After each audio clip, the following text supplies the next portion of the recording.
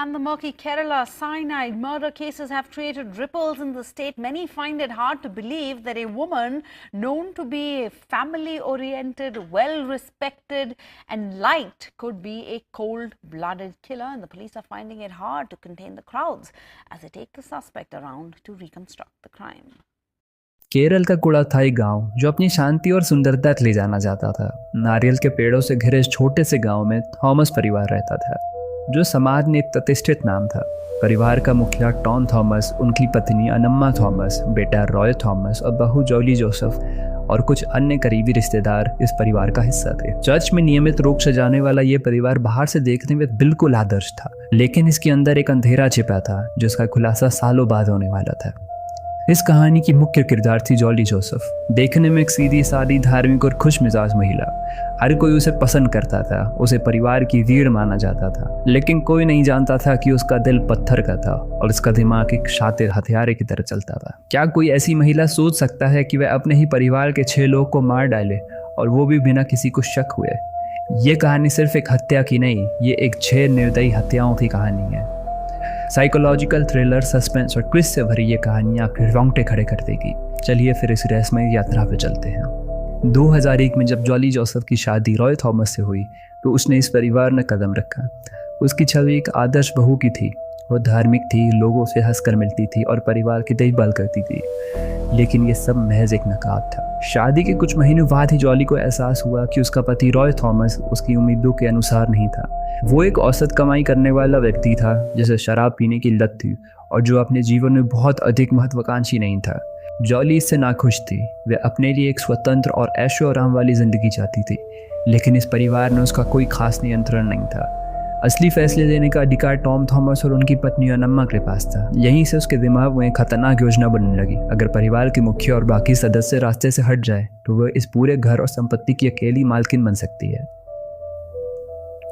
2002 में उसने अपने पहले टारगेट के रूप में अनम्मा थॉमस को चुना, जो जॉली जोसेफ की सास थी। अनम्मा हर रोज़ की तरह सुबह सैर करके घर लौटी थी।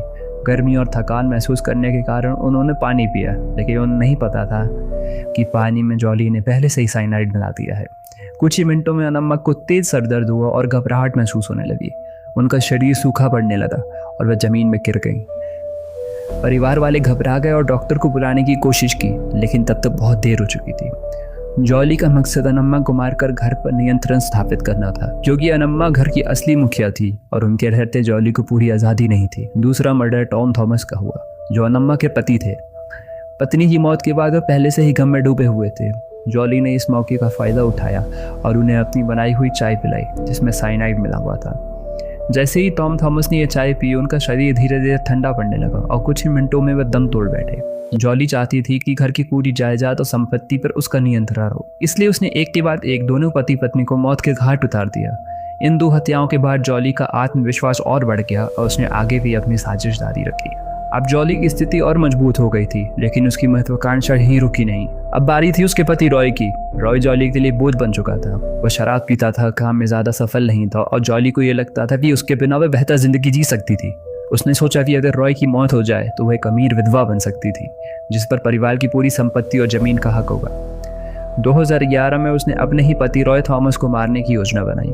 उसने पहले की तरह साइनाइड का इस्तेमाल किया और उसके भोजन में मिला दिया। इस बार जब रॉय ने खाना खाया, वह अचानक ज़मीन पर गिर पड़ा। उसे गंभीर झटके लगने लगे और कुछ ही मिनटों में उसकी मौत हो गई। रॉय थॉमस की अचानक मौत से पूरा परिवार सदमे में था। जब पोस्टमार्टम रिपोर्ट में साइनाइड जहर की पुष्टि हुई तो मामला संदेह बन गया, लेकिन क्योंकि रॉय शराब का आदी था और उसकी आर्थिक स्थिति भी खास नहीं थी, इसलिए परिवार ने इसे आत्महत्या ही मान लिया। हालांकि जॉली के ससुर टॉम थॉमस के भाई मैथ्यू मन्नाचेरी को यह संदेह था कि रॉय ने आत्महत्या नहीं की थी। उन्होंने परिवार के अन्य सदस्यों से बात की, लेकिन किसी ने इस संदेह को गंभीरता से नहीं लिया। जॉली ने अपने अभिनय से सभी को यह विश्वास दिला दिया था कि वह एक निर्दोष और दुखी विधवा थी जिसने अपने पति को खो दिया। परिवार, रिश्तेदार और यहाँ तक कि चर्च के लोग भी उसे सहानुभूति देने लगे, लेकिन जॉली की भूख अभी तक खत्म नहीं हुई थी।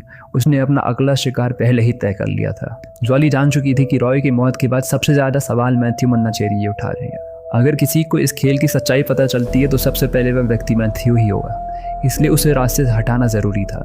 2014 में जब मैथ्यू एक पारिवारिक समारोह में आने वाले थे तो जॉली ने उनकी ही हत्या करने की योजना बना ली। उसने पहले की तरह साइनाइड का इस्तेमाल किया और उनके खाने में मिला दिया। कुछ ही मिनटों में मैथ्यू को चक्कर आने लगे और वो ज़मीन पर गिर पड़े। जब तक उन्हें अस्पताल ले जाया जाता उनकी मौत हो चुकी थी। एक और हत्या, लेकिन कोई सबूत नहीं।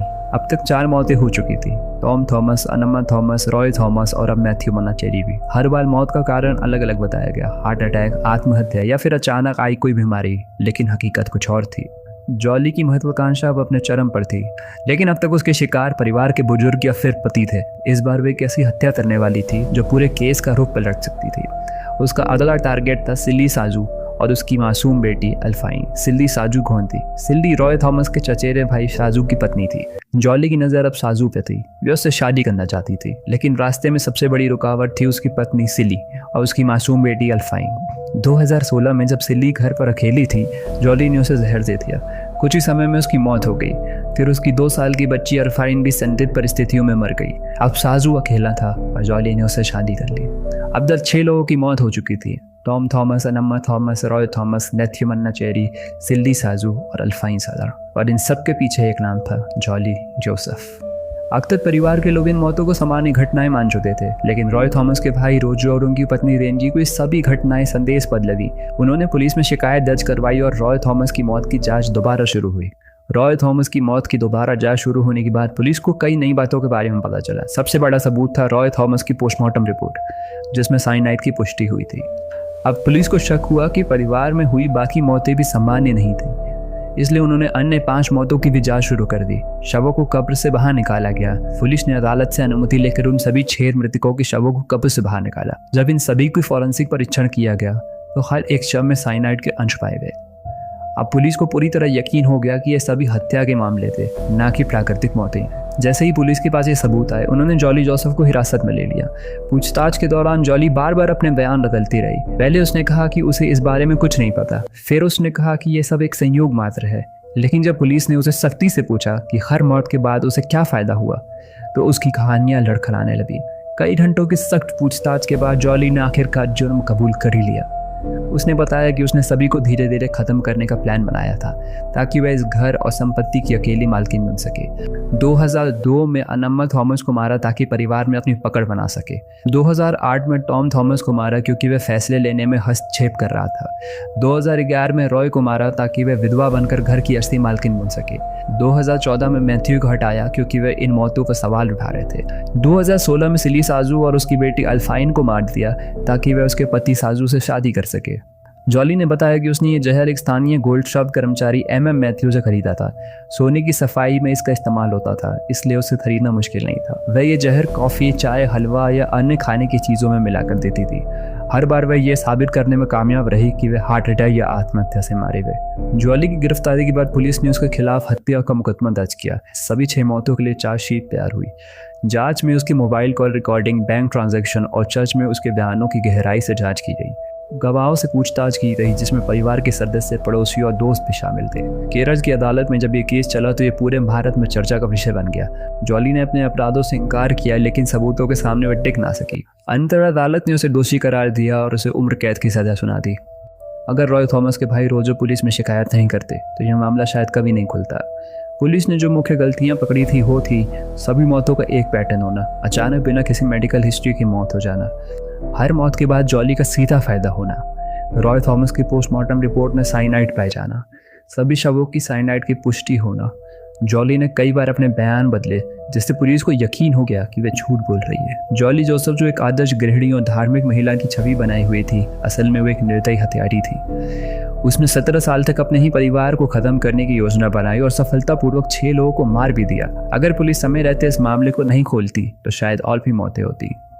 ये कहानी हमें ये सिखाती है कि कभी कभी जो इंसान हमें सबसे ज़्यादा भरोसेमंद लगता है वो ही सबसे बड़ा धोखेबाज हो सकता है।